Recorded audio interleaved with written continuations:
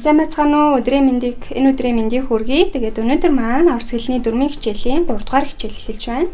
Өнөөдөр бүгдээрээ өнгөрсөн хичээл дээр үтсэн род буюу нэр үгийн хүйсний тухай хичээлээр үргэлжлүүлэн үзэх гэж байна. За тэгэхээр өнгөрсөн удаагийн хичээл дээр бид орос хэлний нэр үгэнд 3 хүйс байдаг гэж үтсэн. Тэдгээр нь женский род им хүйс, мужской род ир хүйс, средний род буюу эрс хүйс гэж үтсэн байгаа тийм ээ. За хэрвээ зургаар харуулах юм бол нэг иймэрхүү тийм ээ. Женский род, мужской род. За эрс хүйсийг бүгдээр зүгээр дөрвөлж тэмдэглэж. За иймэрхүү байдалтай ингэж бид нар ангилж байгаа. Гэтэл яасан бэ? Женский род болон мужской родонд аль алинд нь зөөлний тэмдгээр төгссөн үгнүүд ордгоо гэж байсан. Тэгэхээр тэдгээрийг яаж ангилах вэ гэдгийг өнөөдөр бүгдээр үзэх гэж байна. Тэгэхээр зөөлний тэмдгээр төгссөн үгнүүдийн төгсгөл буюу нөхцөлийг нь бид нар хардаг байгаа. Тэгэхээр энэ хардаа гэх мэтчлэн ийм төгсгөлтэй үгнүүд байх юм бол энэ маань женский родонд ордог гинэ. За тэгэхээр магадгүй ингэж хэлэхэд ойлгомжгүй байгаа. Бүгдээрээ хэдэн үгнүүд бичээд өнгөрсөн удаагийн хичээлтэй адилхан ялгаад үзье. За жишээлбэл step. За учитель. За өөр юу гэж болох вэ? Библиотекарь. За номисэн ч гэдэг байгаа тийм ээ. Библиотекарь. За өөр болезнь. За жизнь. Жизнь. За. Өөр магадгүй брэ.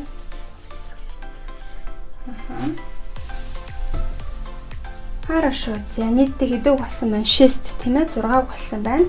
За энийг бүгдээрээ зөвхөн женский болон мужской родон дээр ангилж үзье. Жишээлх юм бол step гэдэг үг маань ямар родын үг вэ? П зөөлний тэмдгээр төгссөн байна. Гэх юм бол бүгдээрээ энэ дотор харна. Женский род дотор энэ төгсгөл байгаа учраас энэ маань яг нь женский родын үг байх нэ. За тэгтэл учитель.